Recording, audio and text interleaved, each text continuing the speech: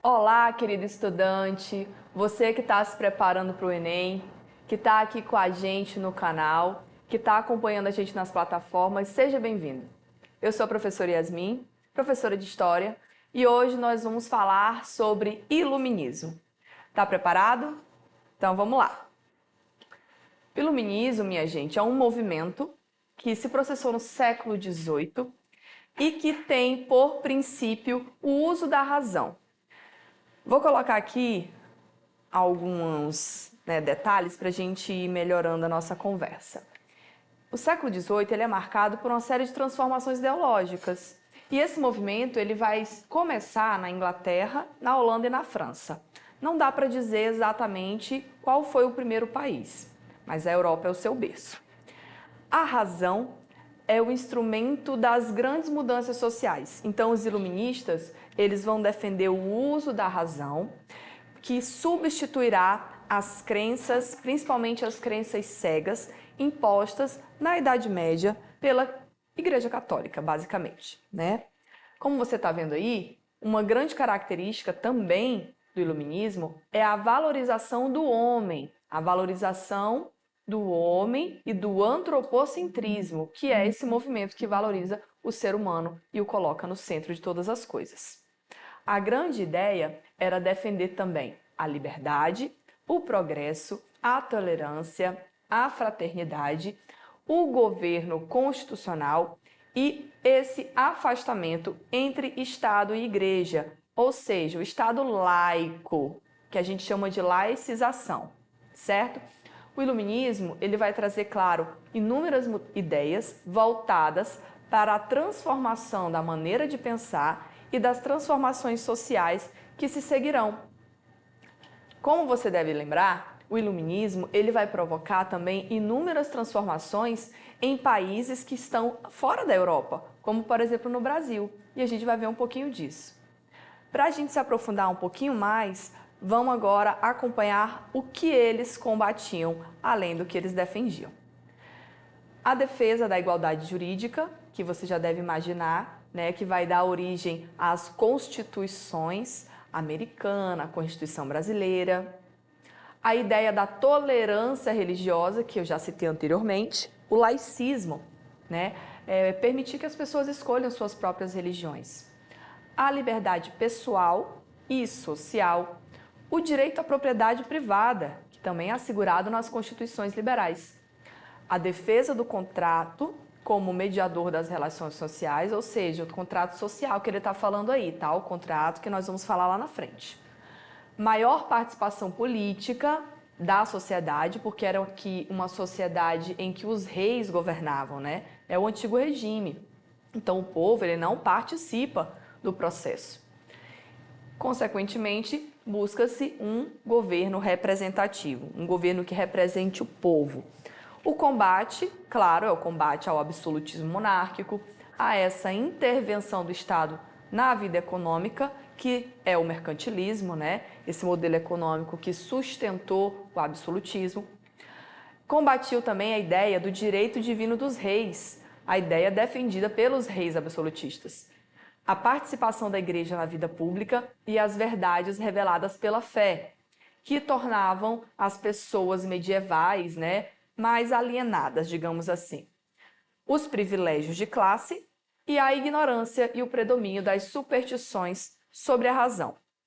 Agora que a gente já sabe o que o iluminismo combate e o que ele defende, vamos falar um pouquinho sobre a sua influência.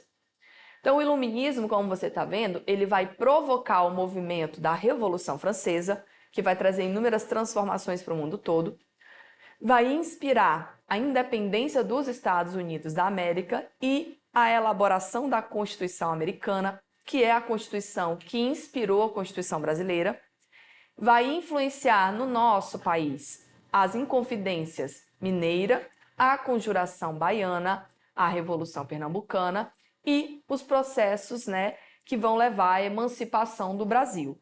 Ou seja, o iluminismo influenciou em muito o nosso país. Esses movimentos que nós vamos estudar nas aulas que vêm, né, nas próximas aulas, e você também vai poder acompanhar aqui com a gente. Eles vão tentar transformar o país numa nação mais liberal, numa nação mais justa, participativa e se libertar da colonização portuguesa realizada pelos portugueses, claro, né? Vamos lá aos antecedentes. O que estava acontecendo na Europa para que o iluminismo pudesse ganhar força, para que ele pudesse sair apenas da cabeça daqueles pequenos e poucos pensadores, digamos assim. Nós vamos ter alguns eventos aqui que vão colaborar para a emancipação dessas ideias, como o fortalecimento da burguesia, que nós já falamos disso em uma outra aula, né? A burguesia surge e se fortalece lá no início da Idade Moderna. A revolução científica, em que a ciência agora ela vai ter mais prestígio, ela vai deixar de ser perseguida pela igreja e ela vai ter muito mais moral, digamos assim, né, diante da população europeia. E a crise do antigo regime, porque o sistema absoluto ele está agora ruindo, né? O tempo está passando e está virando uma coisa antiquada. E agora nós vamos falar um pouco sobre os pensadores iluministas que defenderam essas ideias e que conseguiram espalhá-las pelo mundo. Acompanhe aí. Nós vamos ter os mais famosos: John Locke, Voltaire, Jean-Jacques Rousseau, Montesquieu, Denis Diderot, Adam Smith e Jean d'Alembert. Não vai dar tempo da gente falar de todos eles, né?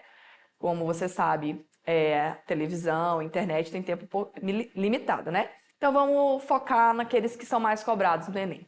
Vamos começar por John Locke. Acompanhe as suas ideias principais. Defesa da monarquia constitucional. Olha aí, ele então defende que um rei possa governar, mas regida por uma constituição. A defesa da liberdade intelectual e da tolerância. Ele foi o precursor, né? Ele foi o primeiro a propor as ideias liberais que só vão florescer lá na frente, né? Lá depois do século XVII. Ele vai criticar a teoria do direito divino dos reis, que nós já comentamos, vai defender a separação de Estado e Igreja e também acredita que a soberania de um país ela não está nas mãos de um soberano, e sim nas mãos da população. Assim como John Locke, Montesquieu também vai defender muitas dessas ideias. Mas o diferencial do Montesquieu é que ele vai defender a divisão dos três poderes. Ele vai dizer que o Estado ele tem que pegar o seu poder e dividi-lo em três partes, como, por exemplo, legislativo, executivo e judiciário. Então, a tripartição do poder público que nós conhecemos hoje é a ideia do Barão de Montesquieu. Acompanha só como seria isso. O legislativo elabora as leis. O judiciário aplica essas leis. E o poder executivo administra e executa essas leis. Então, nós temos um poder hegemônico e harmonioso. Essa divisão ela tem que ser harmônica, caso contrário, nós temos aí um problema, né? Podemos ter um governo ditatorial ou alguma outra forma não tão bacana assim de poder. Essa divisão era o que garantia, então, o cumprimento das leis e a liberdade dos cidadãos. Essa é a famosa teoria dos três poderes. Vamos conhecer Voltaire. Resumidamente, Voltaire ele vai defender a liberdade principalmente de expressão, a liberdade de ideias por meio do debate, e ele vai combater também a intolerância religiosa. Inclusive, temos uma curiosidade aí, né? O Voltaire, todas as vezes que escrevia uma carta, ele assinava o seu nome e falava essa frase famosa aí, esmagai a infâmia. Vamos para o próximo? Jean-Jacques Rousseau. Esse é o cara do contrato social. E ele também defendia a ideia que o homem ele nasce bom e a sociedade o corrompe. O que quer dizer isso? Ele quer dizer que as pessoas elas não nascem propensas a seguir uma determinada linha de raciocínio ou social, mas que as condições em que ela se encontra, condições sociais, podem levá-la ao seu caminho. Então, ele se opõe à ideia do John Locke de propriedade privada, porque ele acredita que a acumulação de capital pode gerar desigualdade social. E também acreditava que as pessoas elas viviam antes num estado de natureza pacífico. E depois, né, que surgiram os reis e as monarquias e outras formas de poder, esse contrato social em que o governo protege o povo e o povo em troca lhe concede obediência, aí vão surgir algumas outras questões mais complexas nessa sociedade. Não dá para a gente falar aqui do iluminismo sem falar da corrente liberal, né? Então vamos falar sobre o liberalismo, que é um movimento que vai substituir o mercantilismo. O liberalismo ele também vai dar as bases para o capitalismo. Então, como você está vendo aí, é uma doutrina política e econômica em que se defende que o Estado ele não deve interferir nas questões econômicas e que esse poder absoluto dos reis ele deve acabar, bem como a sociedade de privilégios, aquela sociedade que é baseada nas condições de nascimento. Consequentemente, ele também defende a liberdade, a tolerância e a racionalidade.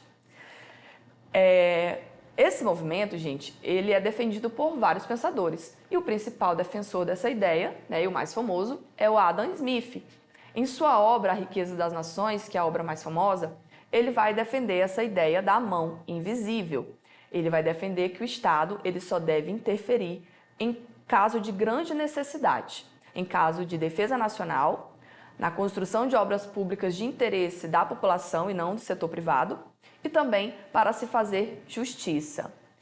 Ele acredita também que o trabalho é uma fonte, né, de riqueza, né, dignificante, digamos assim, tá? Então, o liberalismo ele vai dar as bases do capitalismo. Veja aí que ele defende a propriedade privada também como uma forma, né, de se obter organização. Por último, e não menos importante, né, vamos falar de um outro movimento que faz parte aqui do iluminismo, que é o enciclopedismo. O enciclopedismo nada mais é do que um movimento que visava levar, gente, a educação para o máximo de pessoas possível, tornando acessível o conhecimento, numa época em que os livros não eram comuns, em uma época que a escola não era para todos.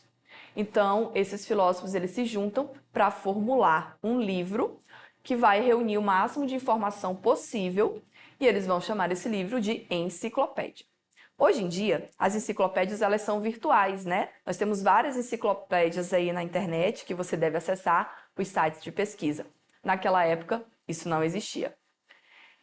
Agora que nós falamos dos movimentos, vamos falar de uma outra situação bem peculiar. Os reis, eles estavam ameaçados pelo iluminismo, certo? Porque o iluminismo criticava o absolutismo. Então, alguns reis, como forma de se manter no poder e se proteger, acabaram adotando algumas medidas iluministas para não serem derrubados, digamos assim. Então, era uma forma de governo aplicada por reis, influenciados por filósofos iluministas, e eles não deixavam de ser absolutistas. Eles usavam algumas medidas como, por exemplo, o fim da escravidão, a abolição da escravidão, ou formação de universidades, ou criação de escolas para que as pessoas pudessem estudar. E assim eles se agarravam na ideia, eles se agarravam nessa desculpa de que eles eram reis, mas que eles também eram iluministas. Por isso, déspotas, que significa um tirano, um absoluto, esclarecido, porque eles conheciam as ideias iluministas e as colocavam em prática.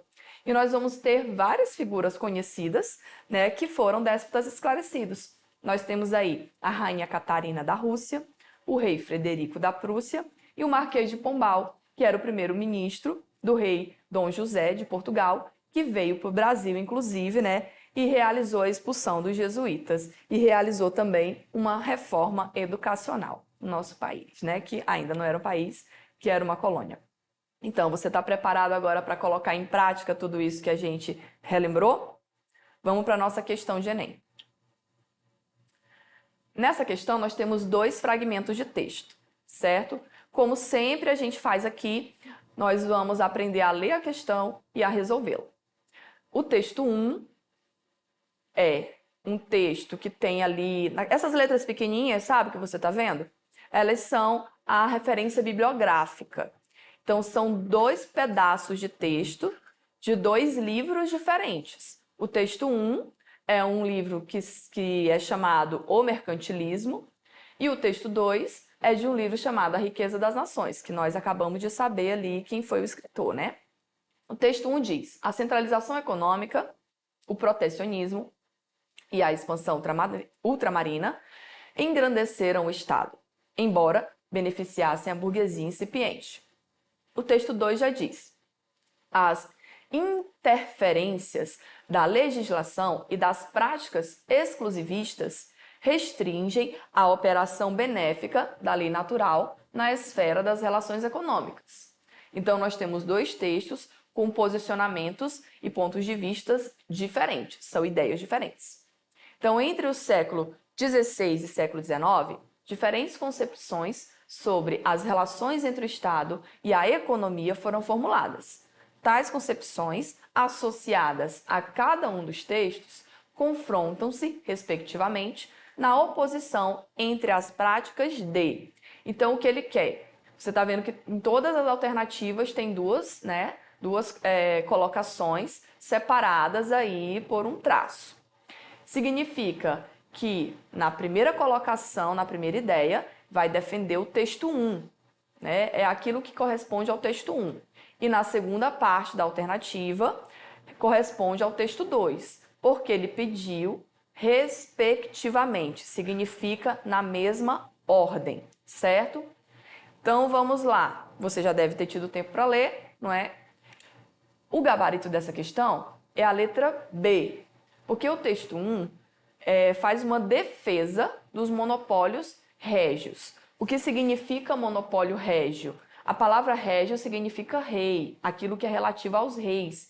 E monopólio é o controle de algo, de algum produto. Repare que eu destaquei ali a palavra mercantilismo novamente, né? Para que você lembre que a referência do texto geralmente pode te dar dicas do gabarito.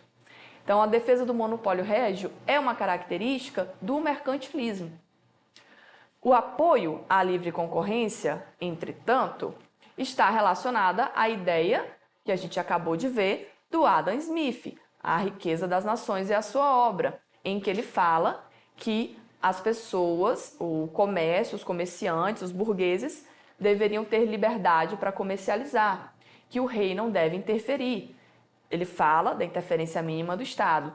Dessa forma, a regulamentação dos preços, dos serviços, não deveria mais ser responsabilidade do rei, como era no absolutismo, certo? Vamos para a nossa segunda questão de hoje. É uma questão mais tranquila, né? Mesmo esquema, você vai ler a referência do texto que está dizendo o iluminismo e os reis filósofos. Só aqui, minha gente, já dá para a gente ter uma noção do que ele está falando. Quem eram os reis filósofos? Eram aqueles déspotas esclarecidos. Então, ele está dizendo aí que fala-se muito nos dias de hoje em direitos do homem. Pois bem, foi no século XVIII, em 1789, que por acaso é a Revolução Francesa, certo? Precisamente, que uma Assembleia Constituinte produziu e proclamou em Paris a Declaração dos Direitos do Homem e do Cidadão. Essa declaração se impôs como um plano das ideias e das mentalidades do iluminismo. Então, a gente está vendo aí que esse texto está fazendo uma referência a uma das grandes influências que o iluminismo exerceu, que é a Revolução Francesa. Você lembra lá no início da aula que nós comentamos que o iluminismo influenciou muitos movimentos e um desses movimentos foi a Revolução Francesa? Um dos frutos da Revolução Francesa foi justamente a construção da Declaração dos Direitos do Homem e do Cidadão, que no futuro se tornarão a Declaração dos Direitos do Homem e do Cidadão em todos os países, da ONU, né, dos direitos humanos, Declaração dos Direitos Humanos. Então, essa questão, ela vai exigir que você correlacione as temporalidades históricas, ou seja, o passado e o presente. No caso, ele quer que você compare a Revolução Francesa e faça uma relação dela com o Iluminismo. E nós sabemos que existe muita relação, afinal, o Iluminismo a inspirou, né? O texto apresenta uma concepção de pensamento que tem como uma das suas bases a universalização do princípio da igualdade civil.